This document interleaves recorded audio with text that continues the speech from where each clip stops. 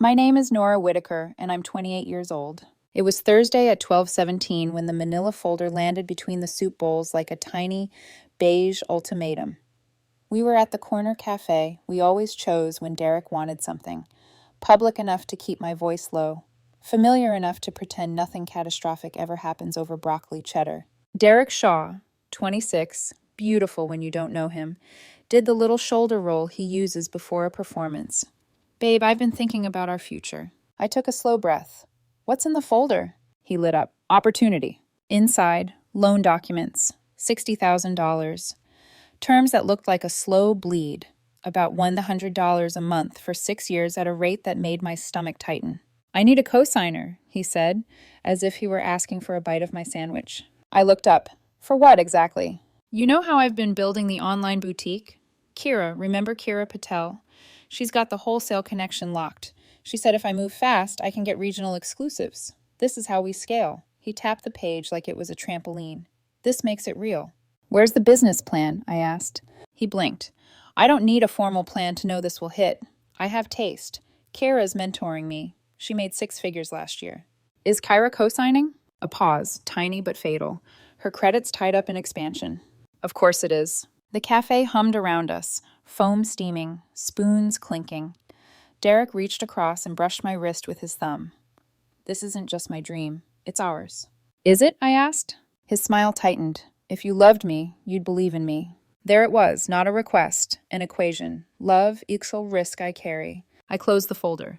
I'm not co-signing a $60,000 loan for a business with no plan, no inventory, and no track record. He laughed, incredulous. You're serious? Completely. Wow. The words stretched thin. You'd really break up with me over money? Over boundaries, I said. Over respect. Over the assumption that loving you means shredding my financial future. He stared at me like I'd spoken a language he refused to learn. You're overreacting. Everyone starts somewhere. Starting somewhere isn't the same as starting with someone else's credit. He leaned back, that calculating look sliding over his face like a new mask. You make more than me. It wouldn't even touch you. It would touch everything I've built. I pushed the folder back to him. And it would tell you something dangerous, that my no is negotiable. A couple at the next table went quiet. Somewhere behind the counter, a grinder screamed. Derek's voice softened, the way it does when he wants to thread a needle through my guilt. I'm trying to build a life with you, Nora. Then stop treating me like a bank. The silence was a living thing sitting between us. He broke it first, scoffing. Kyra warned me about this. Some people aren't meant for big moves. I stood, left cash for my coffee, smoothed my jacket because my hands needed something gentler than this moment. I hope your big moves don't crush you. He followed me outside, sun slashing across his cheekbones. You're not actually ending this. I am. His jaw flickered. This isn't over. It is for me. I walked to my car with my heart thudding and my head strangely clear, the kind of clarity that feels like stepping out of a house where the gas was on and every spark could have ended you. By the time I pulled into my driveway, my phone was already doing the familiar dance. Derek, you're throwing away our future over paperwork? Patricia, his mom. Real partners make sacrifices, Nora. Derek believes in you. Why won't you believe in him? Unknown. Kyra here. You're making a short-sighted choice. E-com is exploding. This is equity in your own life. I put the phone face down on the counter and stood in the quiet of my apartment, listening to the hum of the fridge, the same sound it made when I had nothing and learned to keep the lights on anyway. I made tea. I breathed. I let the first waves of grief roll in and back out again. Then I did what women do when love tries to invoice them. I opened my laptop, pulled my credit reports, set a freeze I could lift only by PIN, and changed every password that ever held a secret. When the kettle clicked off, another message buzzed in. Derek, you'll be sorry. You'll see what you cost me. I sipped the tea. It tasted like brass and relief. Your debt, I said to the empty room, is not my love language. By Friday morning, Derek had gone quiet. No calls, no texts. Just the kind of silence that felt planned, like he was winding something up. Around lunchtime, I got the receptionist ping. Nora, someone's here for you. I stepped into the lobby, and there he was. Derek, wearing his best smile like armor.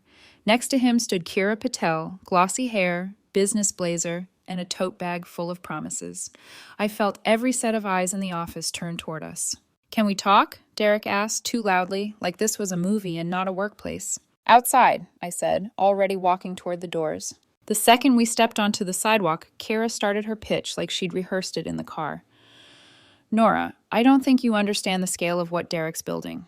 I made 6 figures last year in online fashion. This is his chance to launch something real, and he just needs someone who believes in him enough to co-sign. Are you co-signing? I asked. That stopped her mid-sentence. She blinked. Well, my credit is currently allocated. Then this conversation is over. Derek's voice cracked. Babe, come on. I know I sprung it on you, but you can't just walk away like that. I can, I said evenly, and I did. Kyra crossed her arms. Wow, I didn't peg you as the type to hold a man back. I looked at her, calm and cold, and I didn't peg you as the type to weaponize empowerment to sell debt. That shut her up. I turned to Derek. Don't come to my job again. He tried the puppy eyes. You're being dramatic. You're being inappropriate. And I left him standing there in the glare of midday, his confidence cracking under the weight of his own delusion. That afternoon, I got a call from my bank. Ms. Whitaker, we just wanted to confirm. Did you recently add someone named Derek Shaw as an authorized user to your credit card? My stomach dropped. No, absolutely not. The rep hesitated. They provided your address, your mother's maiden name, and approximate income. We blocked the request, but thought you should know. I felt my pulse in my throat. The maiden name. I'd told him that story months ago, about how my mom kept her name professionally, how I admired her for it. He remembered, used it. By the time the call ended, my hands were shaking, not from fear, from fury. I froze my credit with all 3 bureaus before I even finished dinner. Filed a police report. Forwarded everything to my lawyer friend who specialized in harassment. By evening, he texted, Derek, you really didn't have to involve the cops. This is so petty, Nora. I typed back but didn't send. Identity theft isn't petty. Then I deleted the message and blocked him. Saturday morning, my doorbell rang. Through the peephole, Derek's mother, Patricia, holding a pastel envelope. I didn't open. She slid it under the door anyway. Inside, cursive handwriting on floral stationery. Nora, I raised my son to believe in women with drive and ambition. You've disappointed me. Derek is heartbroken and humiliated. You owe him an apology for making him feel small. No signature, just perfume that smelled like old lilies and guilt. I folded the note once, then again, and dropped it into the shredder. Time. That night, the guilt started whispering. That quiet, familiar voice. Maybe you were too harsh. Maybe you should have handled it softer. Then the logical part of me replied, you said no. He tried to steal your financial identity. I let the voices argue while I washed dishes, the warm water steadying me. Outside, thunder rolled in from the east, low and slow, the first storm of summer. By the time lightning flashed across my kitchen window, I knew it wasn't guilt I felt. It was grief, mourning the idea of the man I thought he was. Sunday morning, my phone buzzed with a message from an unknown number. Kira, I hope you're proud of yourself. Derek's in a dark place because of you. He told me you're vindictive, that you're trying to destroy his career. I stared at the screen for a long time before replying. Nora, if he had one, I couldn't destroy it. Then I blocked her too, because some storms you don't shelter from. You just let them pass and count the thunder after they fade. By the next week, the silence had turned sour, the kind that hums before something snaps. Wednesday night, I was at the gym when a voice behind me said, Wow, fancy seeing you here. I turned. Sabrina Lutz, Derek's ex, the one he'd once described as crazy, which in retrospect should have been my first warning about his vocabulary. I didn't know you went here, I said. She smiled like a cat stretching before claws. Oh, I just signed up. Needed a change of scenery. Then, casually, I heard about you and Derek. That's rough. I didn't answer. He's really struggling, you know, she went on. Had to give up his apartment, cancel his car lease. He said you destroyed him financially. That made me laugh, short and sharp. Destroyed him? By not co-signing a loan he couldn't afford? Her smile faltered. You don't have to be cruel. He was just trying to build something. Then he can start with accountability, I said, and walked away. By the time I finished my workout, Sabrina was gone, but unease lingered like static. Thursday afternoon, my building's office emailed. Ms. Whitaker, someone claiming to be your spouse called requesting a copy of your lease, stating he'd lost his copy. We did not provide it, but thought you should know. My chest went cold. That evening, around 8, a commotion echoed from the hallway. I peeked through the peephole. Derek, with two men I didn't recognize. One held a toolbox. I told you, Derek insisted. I've lived here for months. My stuff's inside. She locked me out. The taller man shook his head. Sir, we're locksmiths, not burglars. No proof of residence, no entry. I called building security. By the time they arrived, the men were already backing toward the elevator, muttering about crazy exes. Derek stayed behind, shouting at my door. You can't keep my things. I'll sue you for theft. I raised my voice just enough for him to hear through the wood. There's nothing of yours here. Leave before security adds trespassing to your problems. He screamed something incoherent, then footsteps, retreating. When security knocked, I handed them the incident number from my earlier police report. They nodded, professional but weary. He's banned from the property, Ms. Whitaker. We'll notify patrol. The door closed. My knees went weak. I sat on the floor, the adrenaline burning off like fever sweat. It hit me then. This wasn't heartbreak. It was harassment wearing heartbreak's perfume. The next day, I called my parents. I wanted to warn them in case Derek reached out. But before I could say anything, my mom said, Honey, we got your engagement card. Congratulations. I froze. My what? It was the sweetest note from Derek. He said you two are planning a spring wedding and starting a business together. He even sent us an investment proposal. Your father's reviewing it right now. Mom, stop. It's fake. What? There's no engagement, no business. He's lying. A long silence. Then my dad's voice, tight and disbelieving. He sent us bank details, Nora, asking if we wanted to invest as family. Do not send him anything. My mom gasped. Oh my God, we thought... Just promise me, I said, voice shaking. You won't reply. They promised. I hung up and immediately called the local police in their state to file an addendum to my report. The officer on the line listened patiently, then said, He's escalating. Document everything. And don't engage. I took screenshots of every message, every post, every attempt to rewrite the narrative. By Sunday, he'd started a new tactic. Social media warfare. Inspirational quotes about betrayal. Hashtags like #BelieveInYourDreams. Pictures of mood boards captioned, Some people can't handle ambition. Kyra and Sabrina were both in the comments, playing backup singers in his one-man opera. But the part that truly turned my stomach came Monday morning. An email from a luxury brand confirming shipment of $3,000 worth of designer bags to my address. Billing name, Nora Whitaker. Credit card, not mine. I called the company immediately. They'd already flagged the order as suspicious. The billing card was stolen. The package was canceled. Whoever placed it probably planned to intercept the delivery, the representative said. You'd be surprised how common that is.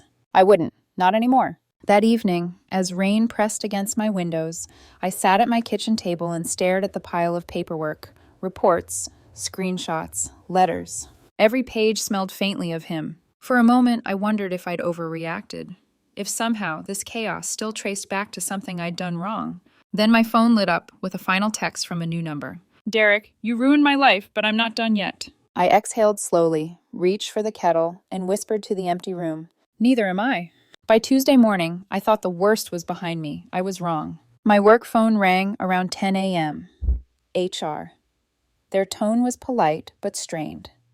Nora, can you step into the conference room for a quick chat? When I walked in, two people were waiting.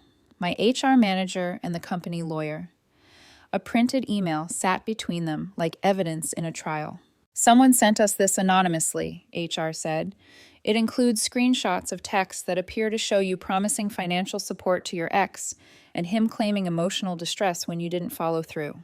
I scanned the pages. My stomach turned. The texts were fabricated, clumsy imitations of my tone, full of things I would never say.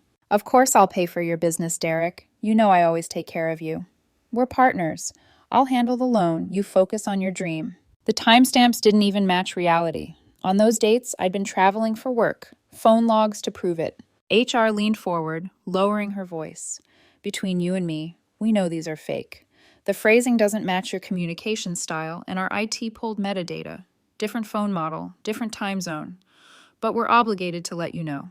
It was surreal, sitting there while my private life tried to rewrite itself in print. What happens now? I asked. Document everything, the lawyer said, and get representation. This isn't just harassment anymore, it's targeted defamation. I nodded, numb but steady. Already on it. Yes. By that afternoon, I had an attorney. Elaine Rivas, small in stature, lethal in logic. She specialized in harassment and protective orders, and when I laid out the trail, the fake credit attempt, The locksmith stunt, the engagement scam, the forged messages. She didn't blink. Pattern of escalation, she said crisply. We'll file for an emergency restraining order and attach every scrap of evidence. He's about to learn what consequences look like. 2 days later, she filed. That night, I got another call, Kara Patel, voice sharp and panicked. You need to know something, she said before I could speak. Derek lied to you about that loan. He already took one out, 60 grand, 18% interest. He wanted you to co-sign another one so he could pay off the first. The line went quiet except for the sound of my own breathing. Why are you telling me this? I asked. Because he borrowed $5,000 from me too, Kira snapped. Said it was for inventory. I just found out he spent it on a vacation to Tulum. He's been lying to everyone. I'm done. Then why defend him online? A pause, then, because I believed him, the way you did. Click. I stared at my phone, thinking how easily he built believers. How convincing people become when desperation dresses up as ambition. Friday afternoon, another message appeared. This time from someone I didn't know. Aaliyah Gomez. Hey, sorry to DM you like this. I used to be Derek's roommate. He owes me 3 months of rent. He told people you two were still together, that you're financing his business. He even showed a fake wire confirmation with your name on it. Just wanted you to be careful. I forwarded it straight to Elaine. Her response came quick. Perfect. Establishes a pattern of fraud. Add to packet. Packet. The word sounded clinical for something that carried so much violation. The hearing came fast. A gray Monday morning that smelled like rain and bleach. Derek didn't show. His mother did. Patricia Shaw sat in the front row of the courtroom, clutching her purse like a shield. When the judge called the case, she stood up before anyone else could speak. Your Honor, she began, voice trembling, my son is too distraught to attend. This woman has ruined his life. The judge's expression didn't move. Ma'am, you are not a party to this case. Please sit down. Patricia hesitated, looking for sympathy that wasn't in the room. Then she sat. Elaine rose, crisp and composed.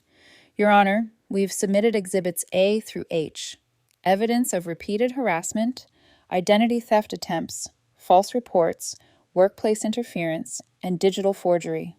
The respondent's behavior demonstrates a sustained campaign of retaliation following the petitioner's refusal to provide financial support. Her voice didn't waver. Mine might have. The judge reviewed the pages, flipping slowly. The air in the courtroom felt thick enough to drink. Finally, he looked up. Based on the documentation presented, I'm granting a 2-year protective order, effective immediately. I exhaled, shaky but free. Patricia's voice cracked. She's lying. My son is a good man. The gavel hit wood like thunder. Enough. Order granted. Outside the courthouse, the clouds finally broke. Rain came down in sheets, washing the heat off the asphalt.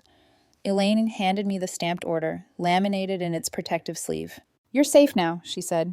Keep every copy. If he contacts you, even once, call the police. I nodded. Thank you. As I walked to my car, the rain soaked through my coat. For once, I didn't mind.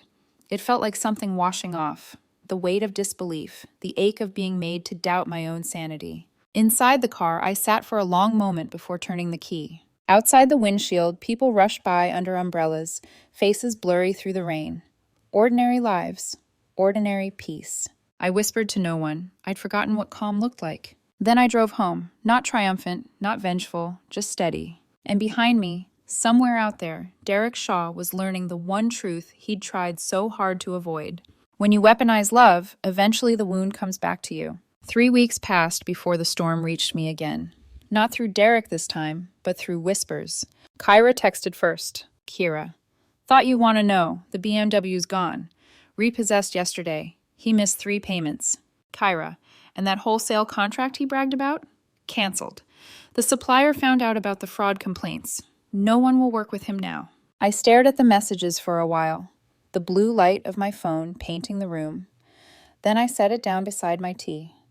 The steam rose quietly, steady, unbothered, the way I wanted to be. Later that week, another name blinked onto my screen. Sabrina Lutz. For a second, I considered ignoring it. Curiosity won. Sabrina. I owe you an apology. Derek told me you were controlling, that you'd promised to fund him and backed out to punish him. He said you destroyed him out of jealousy. I believed him, until he tried to get me to co-sign a loan last week. When I refused, he exploded. You were right about everything. I'm sorry for what I said at the gym. I read it twice, then replied with 2 words. Nora, thank you. That was all. No satisfaction, no lecture, just acknowledgement. Because closure doesn't always need an audience.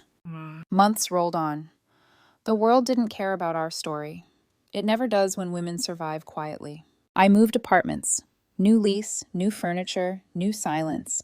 The kind that didn't echo with footsteps I didn't trust. Work steadied. My savings grew again. My credit score recovered like a wound knitting shut. And somewhere between grocery lists and deadlines, peace crept back in. Shy at first, then constant. That's when I met Ethan Cole. He wasn't dramatic, or dazzling, or addicted to the performance of ambition. He was calm, the kind of calm that doesn't ask to be earned. We met at a community finance workshop of all places. He laughed when I told him that irony wasn't lost on me. By our third date, he offered to split the check before I could even reach for my wallet. Fair's fair, he said with an easy grin. I almost cried from the simplicity of it. Over dinner one night, I told him the story. Not all the details, just enough. The folder, the loan, the spiral. He didn't look shocked. He just said, "You learned what love isn't." I nodded. And what it cost to find out. He smiled softly. Worth the tuition? I thought for a moment. Every cent. A few months later, Kyra sent one last message. Kyra, he's moved back in with his mom, working a call center job, still blaming everyone else. I'm done even feeling bad. I didn't respond, because there was nothing left to say. Some lessons don't come with villains and heroes, just patterns you finally stop repeating. I went for a walk that evening. The air had that late autumn chill, the kind that wakes you gently. Leaves drifted down the street like confetti for no one in particular. When I passed the cafe where everything began, the soup, the folder, the beginning of the end, I stopped for a moment. Through the glass, a couple laughed over coffee, hands brushing in that new, delicate way. I felt something like gratitude, not envy. Inside, I ordered tea. The barista smiled, asked if I wanted room for cream. No, I said, I like it clear. At home, I placed the mug on the windowsill and watched the city lights ripple against the glass. There was no revenge, no cinematic ending, just a woman who finally understood the difference between saving someone and saving herself. And in that quiet, I realized it was never about the loan or the money or even the lies. It was about permission. The permission I'd always given others to take from me.